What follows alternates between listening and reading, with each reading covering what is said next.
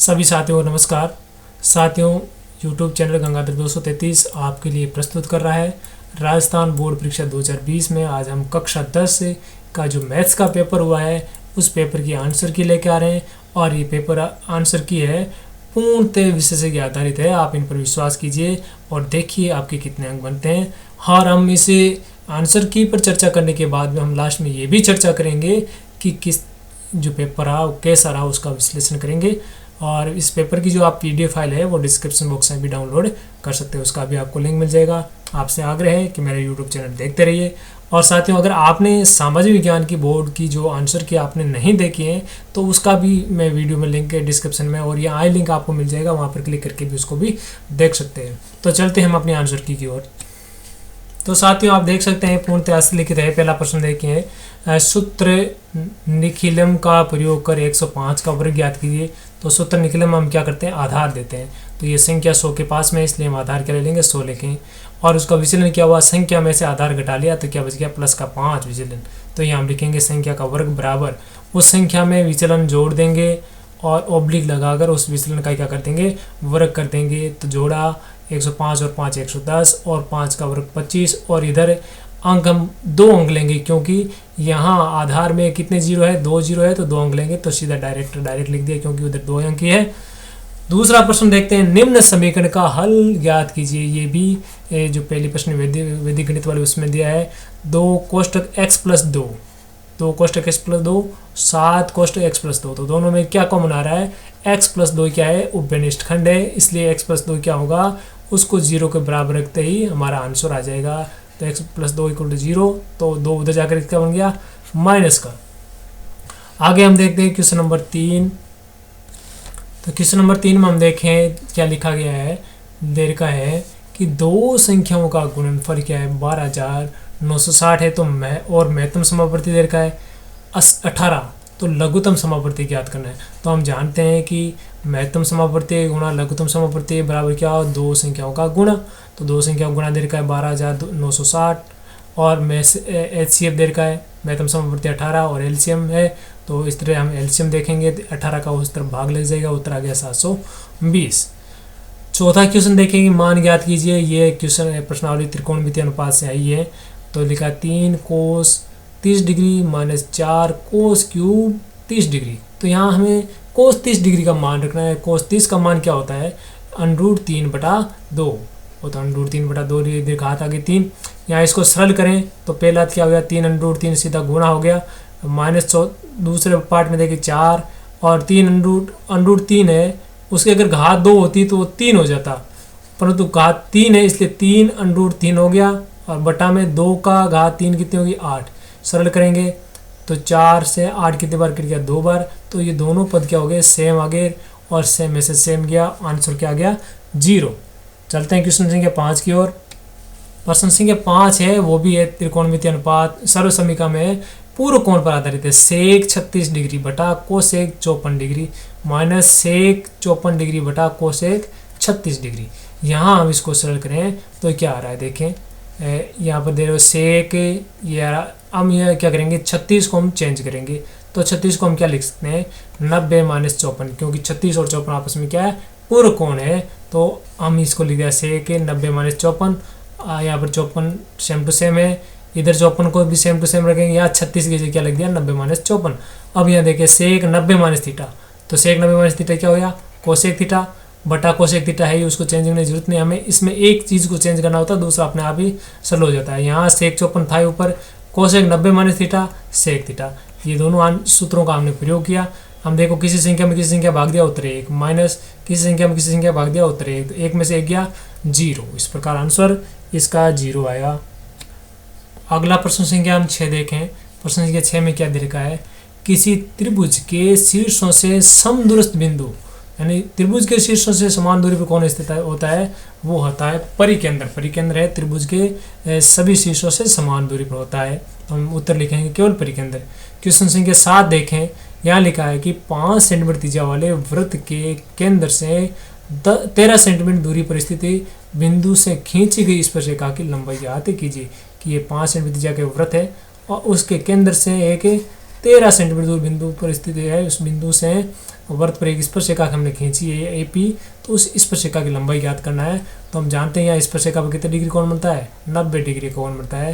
तो 90 डिग्री के सामने वाली भुजा क्या हुई, कर्ण। तो ये कर्ण है, लंब और आधार इन दोनों भुजाओं के वर्गों के बराबर होता है। तो हम लिखेंगे OP का स्क्वायर प्लस AP का स्क्वायर शेष दो भुजाओं का वर्गों का योग बराबर क्या हो गया, समकोण के सामने वाली भुजा का वर्ग। ये हमने लिख दिया। अब यहाँ से हम देखें OP हमारे देश पास दे रही 5 और 5 का वर्ग 25 और 13 का वर्ग 169। 25 उधर जाकर किसका हो गया, माइनस का। तो AP स्क्वायर बराबर 169 माइनस 25। तो AP बराबर क्या हो गया, 169 में 25 गया 144 का वर्गमूल कर देंगे, आंसर कितना गया 12। तो इस स्पर्शरेखा की लंबाई कितनी हो गई, 12 हो गई। क्वेश्चन संख्या 8 में चलते हैं। क्वेश्चन संख्या 8 में हम देखें लिखा गया है कि एक पासे को, किसको फेंकने पर, एक पासे को, तो एक पासे को फेंकने पर 4 से छोटा अंक आने की प्रायिकता ज्ञात कीजिए। तो पासे पर हम देखते हैं क्या लिखा हुआ है, 1 से 6 अंक लिखे होते हैं। तो 4 से छोटा मतलब 1 2 3, तो ये 3 अंक प्राप्त होने की प्रायिकता ज्ञात करनी है। तो कुल संभावित घटना 6 अंक है, तो 6 अंक आ सकते हैं। तो उस कुल संभावित घटना है 6। 4 से छोटा अंक आने की अनुकूल घटना कितनी होगी, 3। कौन कौन सी, 1 2 3। ये लिखना चाहें तो लिख सकते हैं, नहीं लिखना चाहें तो कोई भी आवश्यकता नहीं है। तो प्रायिकता क्या होगी, अनुकूल घटना बटा कुल संभावित घटना 3/6 कट रहे हैं आपस में, 1/2 होगी। वाहनों के लिए आवश्यक PUC का पूरा नाम लिखिए। वाहनों के लिए आवश्यक होता है उसके लिए PUC का पूरा नाम क्या है, इंग्लिश में देखें पोल्यूशन अंडर कंट्रोल सर्टिफिकेट, या हिंदी में लिखें तो प्रदूषण नियंत्रित प्रमाण पत्र। ये प्रदूषण से संबंधित प्रमाण पत्र होता है PUC, तो इसका ये फुल नेम है। 10वां क्वेश्चन देखें हम। 10वां क्वेश्चन क्या कह रहा था, कह रहा था कि एक कार, क्या है कि एक कार 3 मिनट में पहला सिग्नल पार करती है, 6 मिनट में दूसरा, 9 मिनट में तीसरा यातायात सिग्नल पार करती है। तो वो 13वां सिग्नल कितने समय पार करेगा। तो इस प्रकार समय की जो समांतर श्रेणी वो क्या होगी, पहला पद 3, दूसरा और क्या हो जाएगा 6, तीसरा 9। तो ये एक समांतर श्रेणी बन गई। तो उसमें हमें क्या करना है, nवां सिग्नल यानी 13वां सिग्नल, तो 13वें सिग्नल का मान रखें। तो a का मान यहाँ आ गया 3 और n-1 क्या हो गया, 13 - 1 गया 12 और d यहाँ से निकालिए 6 - 3। यहाँ से हम देख सकते हैं a का मान 3 है पहला पद, d 3 आ गया, n 13 देर का, इसका मान हमने यहाँ रखा। तो 13 × 39 ये आ रहा। हम सीधा निकालना चाहें क्योंकि प्रत्येक मिनट जो कार है, एक कार है वो 3 मिनट में अपना राउंड चेंज करती है। 13 × 39 मिनट है वो उसको पार लगेंगे 13 सिग्नल पार करने में। अगला प्रश्न हम देखें।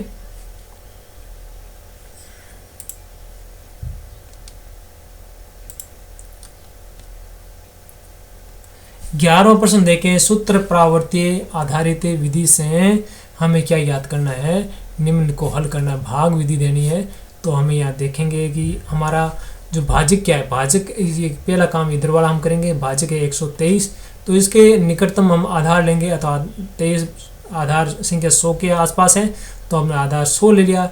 और विचलन हम देखें इस भाजक में से 100 घटा दिया, कितना रह गया 23। तो यहाँ हम देखें कि आधार में कितने जीरो है, 2, तो लास्ट में पद में भी 2 अंक रहने चाहिए। तो 85 को हमने इधर ले लिया, बाकी 3 अंक अंदर रह जाएंगे। हमने यहाँ पर 123 लिख दिया, विचलन यहाँ लिख दिया और परावर्तित अंक यानी इन विचलन को माइनस कर देंगे। 2 है, -2 3 -3, ठीक है। अब हम परावर्तित अंक का भाग देंगे। तो सबसे पहले क्या करेंगे, हमारे जो पहला जो अंक है उसको हम सीधा हमने उतार दिया, ठीक है। अब हम क्या करेंगे, इसको परावर्तित अंकों से गुणा करेंगे। तो गुणा किया क्या आया, -2 -3, ठीक है। एक से गुणा करके इनको क्या किया, गुणा करके हमने यहाँ दूसरे से पद से लिखना शुरू कर दिया। अब यहाँ पर वापस जोड़ेंगे, देखो 4, ये -2 कितना रह गया, 4 में से 2 गया 2, ठीक है। अब ये जो 2 प्राप्त हो गया, इसको फिर इस परावर्तित अंकों से क्या करना है, गुणा करना है। तो 2 दूनी 4, 2 3 6, तो ये 4 यहाँ लिख दिया, अगले स्टेप में 6 यहाँ लिख दिया। और फिर हम इसको देखो, इस तीसरे पद का योग करें, क्या 8 में से कितने के -7, तो कितना बच गया 1। अब ये जो 1 है उसको फिर इस परावर्तित अंकों से गुणा करना है और फिर आगे यहाँ लिख देना, जब तक कि अंतिम अंक के नीचे तक नहीं आ जाए। यहाँ 5 अभी तक खाली था, तो ये 1 से गुणा करके यहाँ लिखने पर यहाँ आ गया। अब आगे कोई सारे क्या हो गया, फुलअप हो गया। तो 8 में से क्या गए, 8 गए 0, 5 में से 3 गए कितने गए, तो पीछे से घटाना इस बार, 5 में से 3 गए 2 और फिर 8 में से 8 गए 0। तो इस प्रकार हम देखते हैं भागफल कितना आया 121 और शेषफल कितना आ गया अपना 2 शेषफल आ गया। 12वां प्रश्न देखें कि परिमेय संख्या दे रखी है कि 7/80 और कह रहा है का दशमलव प्रसार हमें बताना है कि शांत या अशांत आवर्ती। तो भिन्ना विभाजन प्रक्रिया के इसका उपयोग करके, यानी भाग नहीं देना, विभाजन मतलब भाग। तो 7/80 हम 80 के क्या करेंगे जो अभाज्य गुणनखंड निकालेंगे तो क्या हुआ 2 गुणा 2 गुणा 2 गुणा 2 गुणा 5। हम 80 को ऐसे निकाल सकते हैं अभाज्य गुणनखंड रफ में, ठीक है। 2 का भाग दिया 40 बार, फिर 2 का भाग दिया 20 बार, फिर 2 का भाग दिया 10 बार, फिर 2 का भाग दिया 5 बार, 5 में 5 का भाग दिया 1 बार। तो ये सारे क्या हो गया अभाज्य गुणनखंड इस रूप में हो गया। इसको हम घातांक के रूप में लिखे 2 की घात कितने 4, 5 की घात 1। तो यहाँ जो परिमेय संख्या है उस परिमेय का जो हर है वो क्या है 80 है। वो कितना है 2 की घात 4, 5 की घात 1, जो कि 2 की घात n 5 की घात m का रूप है। यानी केवल हर में 2 और 5 के गुणनखंड है, इसलिए इसका जो दशमलव प्रसार क्या होगा शांत होगा, ठीक है। 13वां क्वेश्चन हम देते हैं। प्रश्न संख्या 13 देखें क्या लिखा है कि 14 सेंटीमीटर त्रिज्या के वृत्त के त्रिज्यखंड द्वारा केंद्र पर अंतरित कोण 90 डिग्री का है। तो वृत्त के त्रिज्यखंड के चाप की लंबाई याद करना है। थीटा आर दीर्घ का त्रिज्या 14 सेंटीमीटर, कोण थीटा दीर्घ का 90 डिग्री, त्रिज्यखंड की चाप की लंबाई थीटा बटा 360 गुणा 2πr। अगर आपने यहाँ सूत्र रख दिया है तो 1 अंक आपको मिल जाएगा। मान रखेंगे और सरल करेंगे, आंसर 22 सेंटीमीटर। ये आ गया, चाप है तो सेंटीमीटर हो गई क्योंकि चाप परिधि का भाग होता है।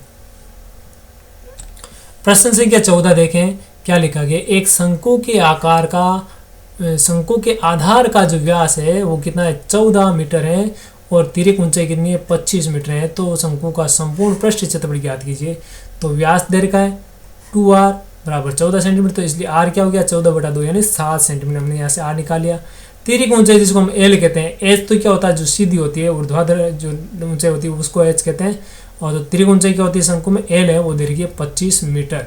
तो शंकु का संपूर्ण पृष्ठ क्षेत्रफल क्या होता है, शंकु का जो संपूर्ण पृष्ठ क्षेत्र है वो क्या होता है पाई l प्लस आर कोष्टक r। इसको हम ऐसे कि pi R L plus pi R square ये होता है। इसमें हमने कॉमन ले लिया, पाई आर कॉमन ले लिया तो क्या बच गया एल प्लस आर ये बच गया। ये तो ये मान हमने यहाँ रखा और सरल किया, अपना उत्तर आ गया 704 और ये मीटर में था तो मीटर स्क्वायर, यहाँ स्क्वायर लिखना ना भूले, ठीक है। 704 मीटर स्क्वायर ये आंसर हो गया अपना। 15वां क्वेश्चन देखें क्या आया है कि एक सीधे और 8 मीटर ऊंचे खंभा, ये सीधा और 8 मीटर ऊंचा खंभा ए भी दे रखा है के शीर्ष पर यहाँ पर एक सीसीटीवी कैमरा लगा हुआ है। इसे इस प्रकार लगाया जाता है कि वो 10 मीटर दूरदृष्टि, तो दूरदृष्टि कौन सी होगी कारण होगी, तो ये ऐसी क्या होगी 10 मीटर होगी के आगे यातायात देखा जा सकता है। तो खंभे के चारों ओर परछाई द्वारा निर्मित, तो खंभे के जो चारों ओर ये जो परछाई बनेगी नीचे, तो परछाई किस बनेगी, वृत्ताकार परछाई बनेगी वर्ताकार क्षेत्र में। तो वर्ताकार क्षेत्र कैसे, उसका जो त्रिज्या क्या होगी, त्रिज्या होगी ये BC। तो ये BC कैसे ज्ञात करेंगे, कर्ण, यहाँ 90 डिग्री का कोण बनता है, ये कर्ण हो गया। तो कर्ण में से लंब का स्क्वायर निकाल लेंगे तो ये आधार स्क्वायर बच जाएगा, उसका वर्गमूल करेंगे तो आधार आ जाएगा। तो समकोण त्रिभुज हम BC देखें, आधार क्या हो जाएगा कर्ण का स्क्वायर माइनस आधार का स्क्वायर का लंब का स्क्वायर का वर्गमूल। तो 100 में से 10 का वर्ग 100 और 8 का वर्ग क्या होगा 64, 64 में 100 में से 64 गया 36, 36 का वर्गमूल क्या गया 6। तो परछाई द्वारा निर्मित वर्ताकार क्षेत्र का क्षेत्रफल क्या हो गया पाई आर स्क्वायर, ये वर्ताकार क्षेत्र बनेगा। और जहाँ आर क्या है BC है, ठीक है। तो हमने इसको सरल किया, हमने यहाँ प्रश्न में कहा है कि पाई का मान 3.14 लेना है। तो आंसर अपना क्या आ गया पाई का मान 3.14 कोष्ट गुणा आर का मान 6 है तो 6 गुणा 6। तो यहाँ सरल किया हमने इसको क्या 113.04 मीटर स्क्वायर किया, क्योंकि मीटर में दे रखा था इसलिए आंसर भी मीटर में हो गया। तो ये वर्ताकार क्षेत्र है जो किसके द्वारा घेरा गया है परछाई के द्वारा। अगला प्रश्न हम देंगे प्रश्न संख्या 16 में क्या दे रखा है कि एक द्विघात बहुपद है x square minus 2x minus 15 के शून्य ज्ञात कीजिए और फिर इस बहुपद के जो शून्यक हैं उनके शून्यकों और गुणाकों में संबंध भी स्थापित कीजिए। तो हम क्या करें x square minus 2x minus 15 बराबर हम देखें इसको 2x के टुकड़े करेंगे कि उनके गुणा क्या हो, -15 के बराबर हो, और जोड़ -2x के बराबर हो, तो -5x प्लस का 3x, तो 5 में से 3x ये प्लस के तो कितने बच गए -2x, और गुणा में -15x स्क्वायर आते हैं, सरल कर लेंगे हमें, तो x - 5 x प्लस 4 बच गया। इसको 0 के बराबर करें तो x का मान 5 x का मान 3, दो आंसर आ गए।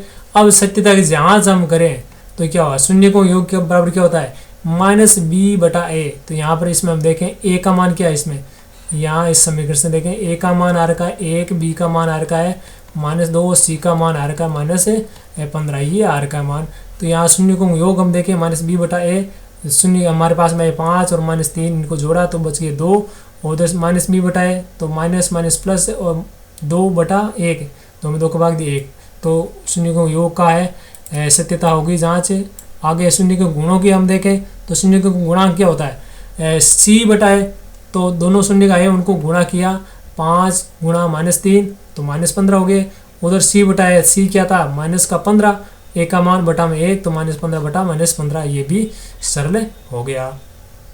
अगला प्रश्न लेते हैं क्वेश्चन संख्या अपना 17 में देखिए एक समांतर श्रेणी के दूसरे और तीसरे पद क्रमशः 24 और 28 है।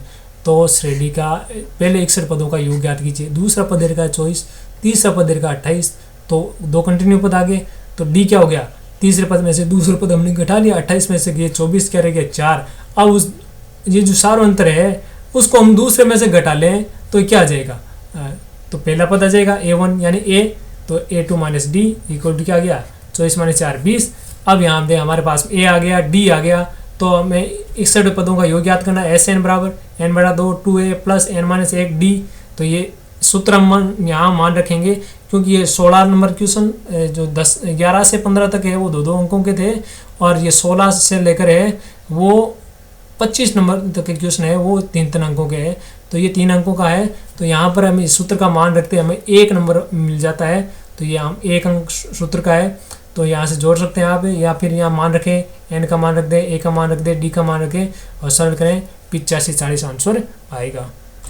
अगला हम लेते हैं प्रश्न संख्या 18। प्रश्न संख्या 18 क्या कह रहा है कि एक 12 मीटर ऊंचा पेड़, ये पूरा जो पेड़ है उसकी लंबाई 12 मीटर है, वो इस प्रकार टूट जाता है कि उसका शीर्ष है वो जमीन को छूने लगता है, यानी ये जो शीर्ष है वो लटक करके आ गया, बिंदु ए पर आ गया, जमीन को छू रहा है, और जमीन के साथ वो कितना डिग्री कोण बनाता है, ये 30 डिग्री का यहाँ कोण बनाता है।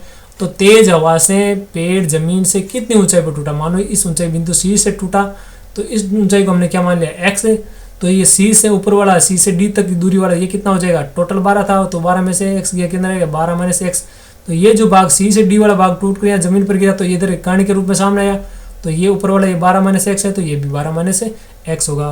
तो इस त्रिभुज में हम देखें, त्रिभुज ABC में हम देखें तो हमारे पास में क्या आ रहा है साइन थीटा, हमें क्या चाहिए लंब चाहिए, और ये कर्ण का लंब और कर्ण का अनुपात क्या होता है लाल बटा कक्का से, लाल बटा कक्का से हम यहाँ देखें तो हमारे पास में लंब दिया हुआ है, कर्ण दे रखा है, तो लाल लंब और कर्ण का अनुपात क्या होता है साइन थीटा, साइन थीटा बराबर क्या हो गया BC/AC, लंब बटा कर्ण, तो साइन का मान थीटा का मान 30, x/12 - एक्स, साइन 30 का मान 1/2, सरल करेंगे, तिरछा गुणा किया और 3x = 12, x बराबर कितना आ गया 4 मीटर आंसर आ गया। 19वां क्वेश्चन ले, 19वां क्वेश्चन क्या कह रहा है कि A के आधार BC पर 2 त्रिभुज बने हुए ABC और त्रिभुज DBC, यदि AD और BC परस्पर O पर प्रतिच्छेद करे तो सिद्ध कीजिए कि ABC का क्षेत्रफल और DBC के क्षेत्रफल का अनुपात है वो भुजा AO और DO के अनुपात के बराबर है। तो ये हमने भुजा ABC ली है और उस पर 2 त्रिभुज इस प्रकार बने, एक BC पर, ये BC आधार पर 2 त्रिभुज, एक इधर ABC और दूसरी तरफ इधर BDC बने हुए हैं। तो हम देखें उसमें हमने क्या कर दिया कि जो AD है और BC ये हमने खींची, दोनों ऊपर है प्रतिच्छेद करिए, तो दोनों प्रतिच्छेद करेगी तो ये क्या होंगे एकांतर कोण, शीर्षाभिमुख कोण होंगे, ये आपस में क्या होंगे बराबर। अब हमने क्या किया, हमें सिद्ध करना है कि ये क्षेत्रफल है उनकी भुजाओं के अनुपातों के बराबर होता है, तो ये प्रमेय भी थी। तो रचना करें तो हम क्या करेंगे बिंदु A से हैं BC पर एक लंब डाल दिया AL, जो AL क्या हो गया लंबवत BC, इसी प्रकार D से हम BC पर लंब डाल दिया DM, ये खींच लिया। अब इन दोनों त्रिभुजों में देखें त्रिभुज कौन सा, ये छोटा वाला जो त्रिभुज बन रहा है ALO, ये जो त्रिभुज है इसमें, और ये त्रिभुज है छोटा वाला ये, इसमें हम देखें तो हम क्या देख रहे हैं, हम देखेंगे कि कोण 1 और कोण 2 ये दोनों बराबर हैं क्योंकि शीर्ष अभिमुख कोण है। ठीक है, इसी प्रकार कोण एल और कोण एम भी क्या है, बराबर है क्योंकि ये समकोण है, दोनों 90 डिग्री का है, इसलिए ये भी क्या होंगे, बराबर होंगे। तो जाहिर सी बात है एक त्रिभुज में दो कोण बराबर होंगे तो तीसरा अपने आप ही बराबर होगा, इसलिए दोनों त्रिभुज क्या होंगे, समरूप होंगे। जो कोण कोण समरूपता का नियम है उससे हमें दोनों कोण बताएंगे क्या, समरूप होंगे। जब दोनों जो किसी दो त्रिभुज समरूप हो जाते हैं तो उनकी भुजाओं का अनुपात भी क्या होता है, आपस में बराबर होता है। तो दो त्रिभुज समरूप हो तो संगत भुजाएं क्या होती है, समानुपाती होती है। ए एल बटा डी एम क्या हो गया, ए ओ बटा ओ डी ओ। ठीक है, ये समीकरण आ गया एक, यानी ये ए एल भुजा है और ये डी एम भुजा है, उसका अनुपात किसके बराबर हो गया, ए ओ और डी ओ के बराबर हो गया। तो अब हम देखेंगे क्षेत्रफल निकालें दोनों त्रिभुजों के, तो दोनों त्रिभुजों का क्षेत्रफल देखें तो क्या हुआ, त्रिभुज एबीसी का जो क्षेत्रफल है वो है बटा डीबीसी का क्षेत्रफल। तो एबीसी का क्षेत्रफल क्या हो, 1/2, आधार बीसी है और ऊंचाई एल, उसी पर डीबीसी का क्षेत्रफल आधार बीसी सेम था और ऊंचाई डीएम था। और यहाँ पर हम देखें बीसी से बीसी कट गया, 1/2 से 1/2 क्या बच गया, एल बटा डीएम। और एल बटा डीएम समीकरण एक से यहाँ देखें तो ए और डीएम किसके बराबर था, ए ओ बटा डी ओ के, और यही तो हमें सिद्ध करना था। तो इस प्रकार हमारी आंसर हो गया। चलते हैं क्वेश्चन 19 की ओर, सॉरी 20 की ओर।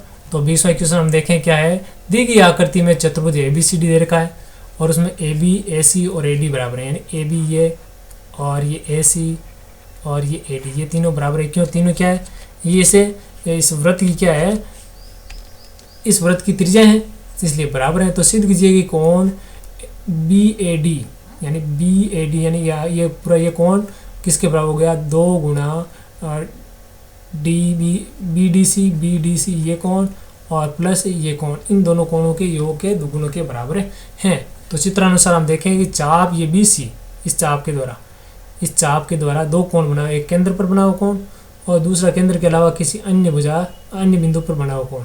तो हम जानते हैं कि चाप बी सी द्वारा केंद्र पर अंतरित कोण है वो कौन सा है, बी ए सी।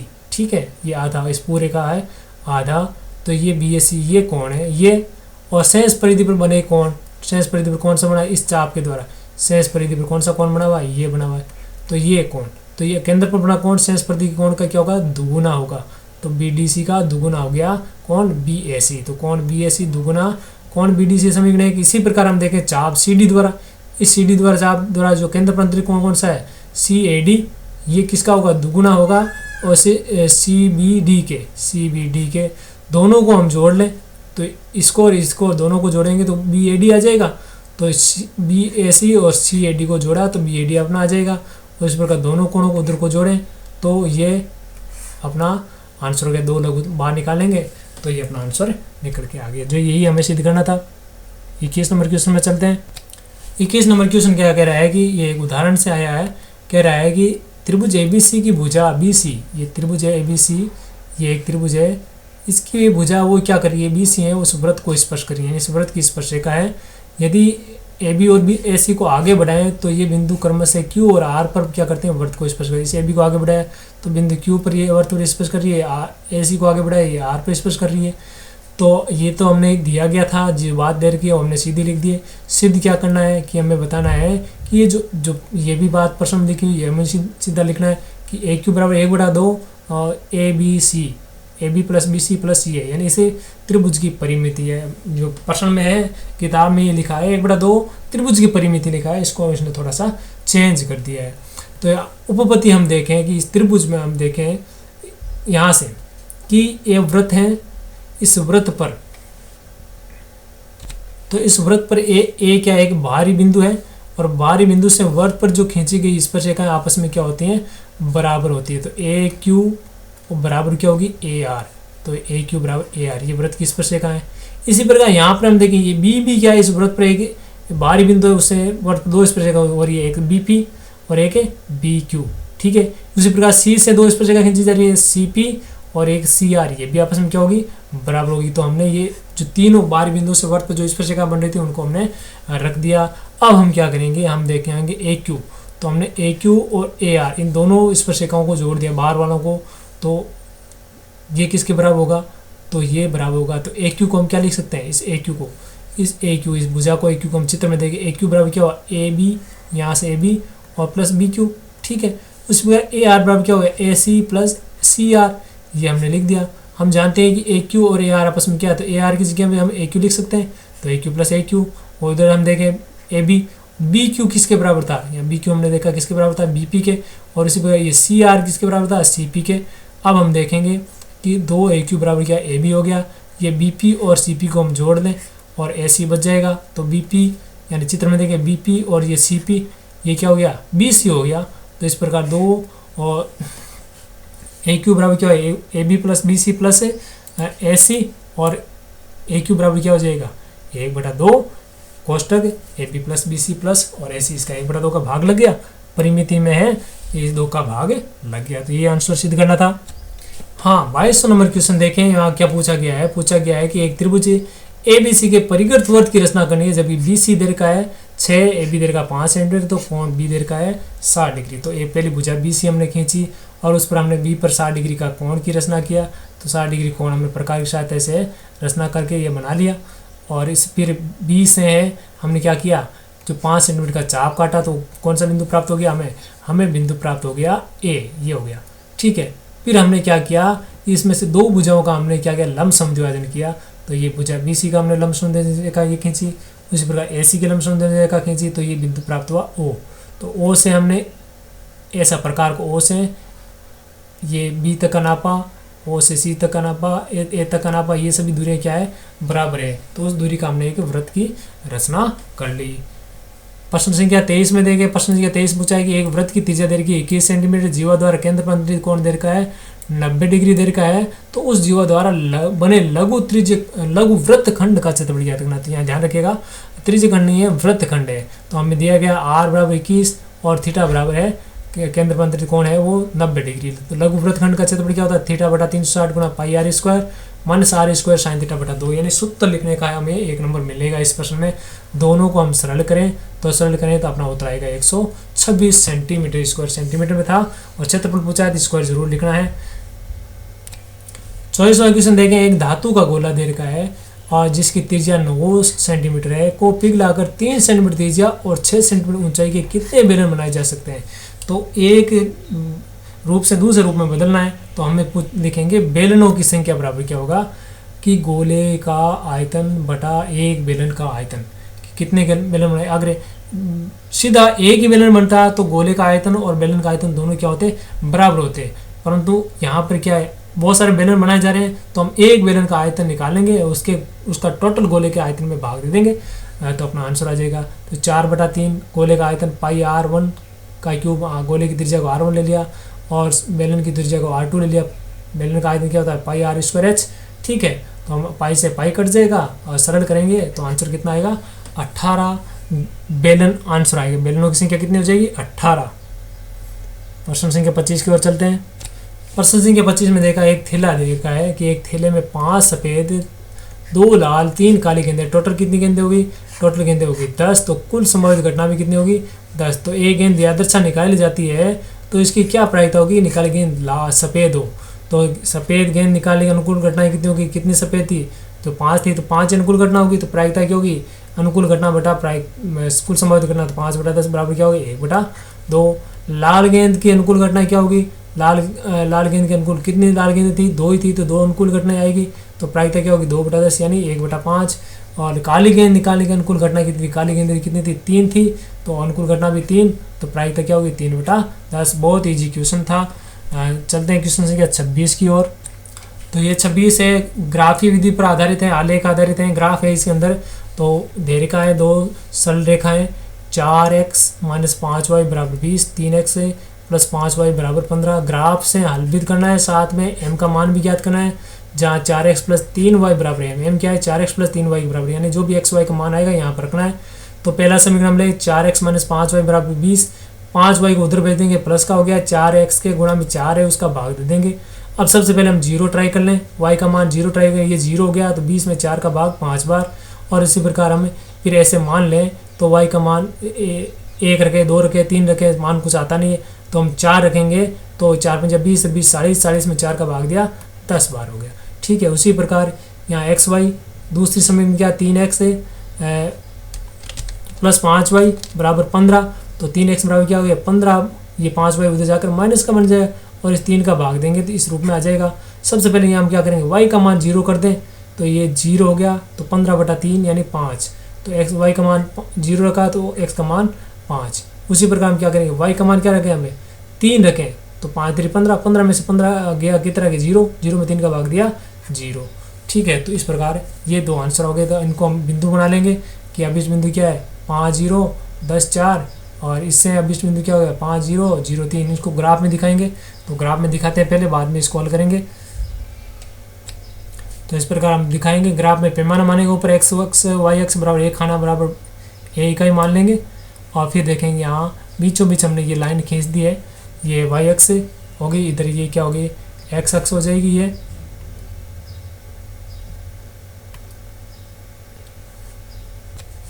तो ये थी ये हमारी एक्स अक्ष है और ये क्या थी वाई अक्ष, यहाँ बीचों बीच मिल रही हैं तो वो क्या हो जाएगा 0, तो 0 इधर से, फिर हमें पैमाना 1 1 माना 1 2 1 1 हमने इधर डाल दिया और इधर भी हमने 1 1 डाल दिया। इधर हम चाहे तो माइनस के हम लिख सकते हैं -1 -2 -3 ऐसे हम आगे बढ़ा सकते हैं, नीचे भी -1 -2 -3 ऐसे बढ़ा सकते हैं, क्योंकि हमारे सारे मान प्लस में है इसलिए हमने माइनस वाले दिखाए नहीं है, परंतु तो आप जरूर दिखाते। हम यहाँ देखिए जो मान रखा हमने कि पहला जो बिंदु थे वो कौन कौन से थे 5 0, वो यहाँ हमने दिखा दिया, दूसरा था 10 4, वो यहाँ दिखा दिया। इसको मिलाते हुए रेखा खींच दी और उस पर इस रेखाखंड का जो नाम लिख दिया 4x - 5y बराबर 20, ये दिखा दिया। दूसरी हमने उसके बिंदु थे 5 0 और तीसरा 0 3, इसको मिलाते हुए रेखा खींची, दोनों बिंदु यहाँ प्रतिच्छेद हो रहे हैं 5 0 पर, तो हल क्या हो गया x बराबर 5 y बराबर 0, तो ये हमारे हल हो गए। इसको हम वापस वहाँ उसमें ले जाएंगे और जो m का मान है वो याद करेंगे। तो हम देखेंगे यहाँ पर जो ग्राफ से हमारा जो है x का y का मान क्या प्राप्त है, x का मान 5 और y का मान 0, तो हमारे जो परिमेय जो सर दे रही 4x + 3y बराबर क्या होगा m, तो x का मान 4 और y का मान 0 के 4 5 20, और सॉरी x का मान 5, तो 4 × 5 20 और 3 × 0 0, तो m का मान क्या आ गया 20, तो ये m का मान यहाँ से आ गया। चलते हैं क्वेश्चन संख्या 27 की ओर। त्रिकोणमितीय सर्वसमीका पर आधारित प्रश्न है, ये परिमेयकरण आधारित पर आधारित था, तो हमने क्या किया इसको लेफ्ट हैंड साइड ले लिया √1 - sin a बटा 1 + sin a, तो नीचे प्लस का मान आ रखा है तो हम इसके विपरीत चिन्ह वाला है लेकर ऊपर नीचे गुणा कर देंगे, सरल करेंगे तो ऊपर वाला सेम चीज़ है, वर्ग हट जाएगा, वर्गमूल हट जाएगा, 1 - sin a बटा नीचे वाला है अलग अलग चिन्ह है, तो a + b a - b a - b का स्क्वायर, तो यहाँ देखिए 1 - sin स्क्वायर क्या कोस स्क्वायर है, उसका वर्गमूल करेंगे कोस है, ये आ गया है कोस का भाग दें 1/कोस है माइनस साइन बटा कोस है, तो क्या आ गया सेक ए 1/कोस है सेक ए और साइन बटा कोस tan है। अब इसका भी परिमेयकरण के किताब में जो प्रश्न दे रखा पुस्तक में यहाँ तक ही आंसर प्रश्न हल करवाया है, परंतु इसने एक स्टेप आगे लिया है, तो हम क्या करेंगे इसका परिमेयकरण करें, तो इसका जो विपरीत चिन्ह है प्लस या माइनस है, तो इसके प्लस वाले चिन्ह से ऊपर नीचे हमने क्या किया गुणा कर दिया, तो ये क्या हो गया सेक स्क्वायर ए माइनस tan स्क्वायर है, सेक स्क्वायर ए माइनस tan स्क्वायर ए का मतलब क्या होता है 1, सेक स्क्वायर ए माइनस tan स्क्वायर ए बटा क्या हुआ सेक स्क्वायर ए माइनस tan स्क्वायर ए का मान सर्वसमीकरण से निकालेंगे 1 और बटा क्या हो गया सेक ए प्लस tan है। थोड़ा सा इसने है यहाँ पर चालाकी की है प्रश्न बनाने वाले ने, इस प्रश्नावली में जो प्रश्न आया उसमें काफ़ी चालाकी की है उसने। दूसरा पार्ट था इसका कह रखा है साइन थीटा प्लस ये क्या दे रखा है कोसेक थीटा का whole square plus cos theta plus sec theta का होल स्क्वायर बराबर क्या था 1 + tan square theta plus cot square theta.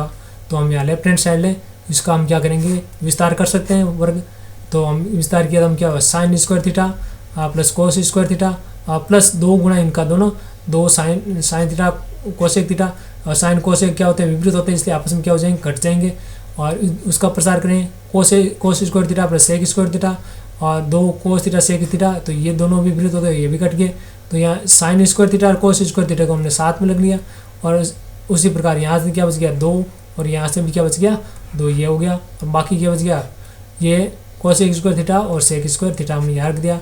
Cosec square theta को हम क्या लिख सकते हैं 1 + cot square theta, sec square theta को हम क्या लिख सकते हैं 1 + साइन tan स्क्वायर थीटा, ये सर्वसमीकरण से हमें लिखना है और सरल करेंगे तो ये अंकों का मान क्या गया 7 + कोट स्क्वायर ए और ten square theta, 4 square theta 10 square. तो यही तो हमें याद करना था, काफ़ी इजी था ये।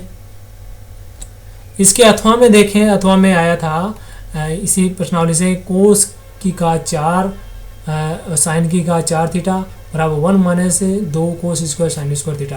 तो हमने लेफ्ट हैंड साइड लिया, उसमें दोनों ओर क्या जोड़ दिया, 2 sine square theta cos square theta जोड़ दिया और घटा दे, कोई फर्क नहीं पड़ेगा। तो इसको हमने इस रूप में किस लिए क्यों रखा है, क्योंकि ये क्या बन जाएगा, ए प्लस बी का होल स्क्वायर बन जाएगा। तो इसको हमने क्या कर लिया, ए प्लस बी का होल स्क्वायर, यानी कोस square theta plus sine square theta का क्या हो गया, होल स्क्वायर यहाँ से आ गया। और उधर ये माइनस का बड़ा है वो सेम टू सेम रह गया। तो ये cos square theta plus sine square theta का मान 1 और 1 का वर्ग 1 ही होता है, -2 sine square theta cos square theta. तो ये आंसर राइट हैंड साइड बिल्कुल आ गया, आसान था। कोट ए माइनस टेन ए बराबर 2 कोस स्क्वायर ए माइनस 1 बटा साइन ए कोस ए। तो यहाँ कोट ए लेंगे, टेन ए लेंगे और इसको हम देखेंगे सरल करेंगे, साइन टेन कोस के पदों में तोड़ेंगे क्योंकि आंसर साइन कोस के पदों में आ रहा है। सरल करेंगे, साइन ए कोस ए लघुत्तम आ गया, सरल किया कोस स्क्वायर है माइनस साइन स्क्वायर है। अब हमें ऊपर कोस स्क्वायर वाले पदों में लेना है, तो साइन को कोस के पदों में चेंज कर दें। तो sine square theta plus cos square theta बराबर 1 होता है।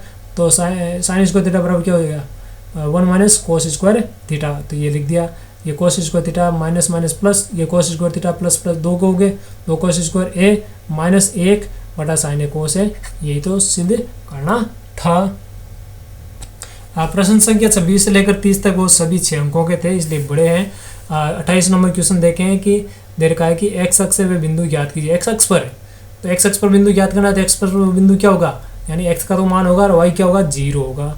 और उसकी बिंदु -2 3 उसको ए मान लेते हैं और बिंदु -3 4 उसको बी मान लेते हैं, बराबर दूरी है। तो आते ए पी बराबर क्या हो गया, बी पी मान लेते हैं। ये बिंदु एक्स अक्ष पर ये ए और ये बी, तो इसकी इस पी से ये दूरी क्या है, बराबर है। तो हमने इसको बराबर दूरी में निकाल लिया, दोनों वर्ग करेंगे तो ये वर्गमूल का चिन्ह हट जाएगा। इसको देखें क्या होगा, ए पी क्या हो गया, तो एक्स माइनस सॉरी यहाँ हम इसको लेंगे, दो बिंदुओं से लेंगे, x minus x1 minus x2, तो x प्लस क्या हो गया 2 का होल स्क्वायर प्लस 0 माइनस 3 का होल स्क्वायर। ठीक है, उधर हम देखें ये वाला बी पी, तो इसको x का साथ उसको b के साथ लेंगे, x माइनस माइनस ये प्लस 3 और ये हो गया x प्लस 3 का होल स्क्वायर और 0 माइनस 4 का होल स्क्वायर। ठीक है, सरल करेंगे तो इसका वर्ग हो जाएगा x square plus 2x plus 4 और 3 का वर्ग क्या हो गया 9। इधर से x प्लस 3 का whole square x square plus x plus 9 बराबर 4 का वर्ग 16। सरल करेंगे एक्स स्क्वायर से एक्स स्क्वायर ये कट गया, देखो 2x से 6x इधर का आ गया माइनस का हो गया, ये 13 प्लस का इधर उधर जाकर माइनस का, इधर 9 16 25 माइनस 13 माइनस 4x बराबर 12। तो x बराबर कितना आ गया 12 बटा -4 इक्वल टू आंसर हो गया इसका मान -3। इस प्रकार वो अभिष्ट बिंदु क्या हुआ, y बिंदु तो 0 था ही, तो अभिष्ट बिंदु था p -3 0 हो जाएगा। दूसरा प्रश्न क्या कह रहा है, दूसरा प्रश्न कह रहा है कि बिंदुओं 11 8 और 1 3 को मिलाने वाले रेखाखंड को बिंदु 7 6 किस अनुपात में विभाजित करता है। अंत्य विभाजन की बात कर रहा है, तो हम क्या करेंगे, एक सरल रेखा खींचेंगे और उसको हम दिखा रहे हैं इस प्रकार। तो एक सरल रेखा हमने दिखा दी, ये है बिंदु A और ये बिंदु है B और इसको B है वो m1 अनुपात m2 से बांट रहा है, माना अभिष्ट अनुपात m1 m2 है। तो x बराबर क्या होगा, x बराबर क्या होगा m1 x2 plus m2 x1 बटा m1 प्लस m2। यहाँ इसके मान रखेंगे, सरल करेंगे तो m1 बटा m2 बराबर क्या होगा 10 बटा 6 यानी 5 बटा 3 आएगा। जिसको मतलब अभिष्ट अनुपात क्या हो गया 5:3 में वो है बिंदु, उस दोनों बिंदुओं को विभाजित करता है। क्वेश्चन से क्या 29 में 2 परिमेय दे रखी हैं बाहरी प्रश्नावली से। क्या दिया गया है कि सिद्ध कीजिए कि एक वृत्त के चाप द्वारा केंद्र पर अंतरित कोण है, वृत्त के शेष भाग के किसी बिंदु पर अंतरित कोण का क्या होगा दुगुना होगा। तो उसमें हमें क्या करना पड़ेगा, एक वृत्त लेना पड़ेगा। थोड़ा वृत्त का हमको दिखा देते हैं थोड़ा सा, तो इसको हम दिखाएंगे। एक वृत्त ले लेंगे, केंद्र O है, ये एक ए बी चाप है, उससे द्वारा केंद्र पर अंतरित कोण ये है, केंद्र पर अंतरित कोण ये हो जाएगा, ये मान लो ये हो गया। अब ये कह रहा है कि जो केंद्र पर अंतरित कोण ये है वो क्या होगा, इस कोण का दुगुना होगा। मान लो यहाँ पर थीटा बनेगा तो यहाँ पर क्या बनेगा 2 थीटा बनेगा, ये आंसर 2 थीटा होगा। ये प्रमेय द्वारा सॉल्व करना है। तो दिया गया था वो बात हमने लिख देंगे। सिद्ध क्या करना है कि केंद्र पर बना कोण ए ओ बी है वो किसके बराबर होगा, इसको बिंदु ले लेते सी, तो ये है कोण ए सी बी के है दुगुने के बराबर होगा। हमने क्या किया, सी को ओ से मिलाएंगे यहाँ पर और मिलाते हुए एक रेखा खींचेंगे। सी को ओ से मिलाते हुए एक रेखा इस प्रकार खींचे जो आगे तक जाए इस प्रकार। मान लो ये आगे बिंदु पी है उस पर आगे आ जाए, तो बिंदु इसको पी दिखा दिया। अब हम क्या करेंगे, हम देखेंगे यहाँ पर ये जो त्रिभुज बना हुआ है ओ ए सी, ये एक समबाहु त्रिभुज है। इसमें ये भुजा और ये भुजा क्या है, समान है। तो ये कोण और ये कोण भी क्या होंगे, बराबर होंगे। कोण ए सी ओ बराबर कोण ओ ए सी। उसी प्रकार उसमें इस त्रिभुज में भी ये कोण ये और ये क्या होंगे, बराबर होंगे। अब हम देखें कोण ये जो इस त्रिभुज में हम देखें ये जो भुजा आगे पी आगे बढ़ रही है, तो ये कोण ए ओ पी है, ये बहिष कोण है, वो क्या होगा, इन दोनों अंत्य कोणों के जो अंतराभिमुख कोण है उनके बराबर होगा। यानी कोण ए ओ ए सी और ओ सी ए इसके योग के बराबर होगा। इसी प्रकार दूसरी साइड में भी ऐसा ही हम दिखाएंगे कि कोण बी ओ पी है वो किसके बराबर होगा, कोण बी ओ सी के बराबर होगा। दोनों को जोड़ेंगे सरल करेंगे तो आंसर अपना आ जाएगा। दूसरा पार्ट हम देखें इसका, इसके अथवा में आया था क्वेश्चन दे रखा था कि चक्रीय चतुर्भुज की एक भुजा बढ़ाने पर बनने वाला बहिष्कोण उसके अंतराभिमुख कोण के बराबर होता है। कि चक्रीय चतुर्भुज क्या होगा, वृत्त होगा, वृत्त के अंदर क्या बनेगा, चतुर्भुज बनेगा। उसकी एक भुजा आपने बी को इसको आगे ई तक बढ़ा दिया, तो दिया गया क्या है, चक्रीय चतुर्भुज ए बी सी डी दे रखा है और इसकी भुजा ए बी को ई तक बढ़ा गया, ये हमने दिया गया था। सिद्ध करना है क्या, वो कह रहा है कि जो बहिष्कोण है, ये बहिष्कोण यानी सी बी ई, ये जो कोण है वो किसके बराबर हो गए, अंतराभिमुख कोण के बराबर यानी ए डी सी के बराबर होगा। ये हमें सिद्ध करना था।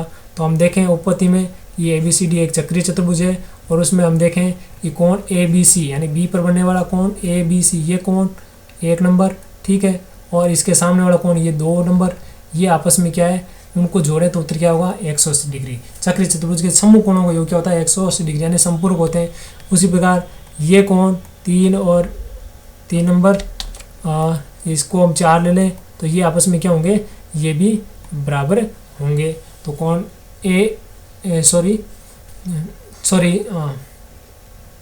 तो दूसरा वाला हमें बराबर करने की आवश्यकता नहीं थी। ये दोनों का योग 180 डिग्री और फिर हम देखें ये एक सरल रेखा योग में है ये वाला और उस पर 2 कोण बने, एक ये और दूसरा ये वाला। इन दोनों का योग भी क्या होता है, 180 डिग्री यानी A B C plus C B E, इनका योग भी क्या होता है, 180 डिग्री। तो इन दोनों को हम देखें तो 180 डिग्री 180 डिग्री, तो ये दोनों आपस में क्या हो गए, बराबर। A B C plus A D C बराबर A B C plus C B E, A B C से ए बी सी कट गया, क्या बच के रहेगा, ए डी सी बराबर सी बी ई। तो यही तो हमें सिद्ध करना था। अंतिम प्रश्न देखें हम, बारंबारता बटन से बहुलक ज्ञात करना था, माध्य ज्ञात करना था। तो हमने पास में ये टेबल दे रखी थी, काफ़ी इजी है, टेबल को हमने सरल किया क्योंकि अगर हमें माध्य ज्ञात करना है तो सरल करना पड़ेगा, बहुलक में हमें टेबल को सरल करने की आवश्यकता नहीं है। तो हमने इस प्रकार सरल किया। अगर हम चाहें तो एफ वाली विधि से भी इसको सरल कर सकते थे, इसलिए उसमें हमें केवल एफ तक लाना था। और कल्पित विचलन वाली विधि से रहे तो यू लाएंगे तो उसको एफ यू निकाल सकते हैं। दोनों विधि हमने यहाँ पर दिखाई हुई है। तो एफ वाले से हमने यहाँ मान निकाला, मध्य मान हमें निकाला 5, 15, 25, 35, 45 और उसको एफ से गुणा कर दिया, ये मान आया सिग्मा एफ यू 930 आ गया। सिग्मा एफ एक्स है वो 930 है और सिग्मा एफ बराबर क्या है, 40 आ गया। तो अगर माध्य निकालना है तो सिग्मा एफ एक्स से बटा क्या हो जाएगा, सिग्मा एफ। तो यहाँ से सरल करेंगे इसको तो ये अपना आंसर आ गया।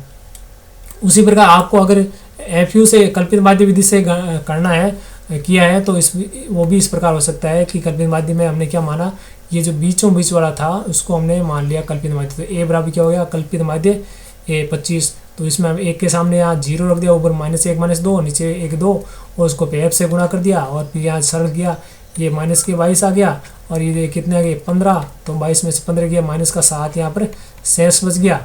तो यहाँ हम रखेंगे माध्य बराबर क्या हो जाए, ए प्लस सिग्मा एफ यू बटा सिग्मा एफ गुणा एच। यहाँ मान 7 रखा, सरल किया तो ये भी आंसर 23.25 आएगा। इधर भी 23.25 इधर भी 23.25, इसमें कोई चेंज नहीं होगा।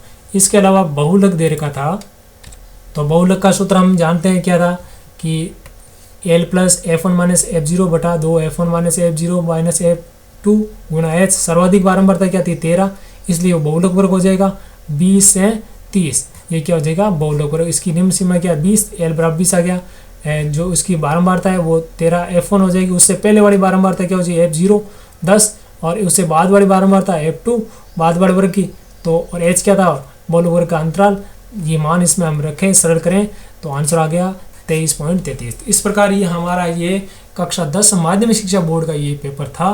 पेपर ओवरऑल हम देखें तो काफ़ी इजी स्तर का था, परंतु मेहनत ये बहुत ज़्यादा मांग रहा था। मेहनत जिन्होंने की है वास्तव में उनके लिए काफ़ी अच्छा कि उस पेपर था। हालांकि हम देखें कि 1 से 10 जो एक नंबर वाले जो अंक प्रश्न थे वो थोड़े डिफ़िकल्ट थे। उनमें से पहले जो 5 वाले प्रश्न थे वो ज़्यादा डिफ़िकल्ट थे, आगे वाले तो और इजी थे, परंतु आगे वाले जितने भी सारे क्वेश्चन हैं वो काफ़ी इजी थे। पढ़ने वालों के लिए बहुत अच्छा था, और नहीं पढ़ने वालों के लिए वैसे भी कुछ नहीं होता है, वो तो मानकर चलते हैं।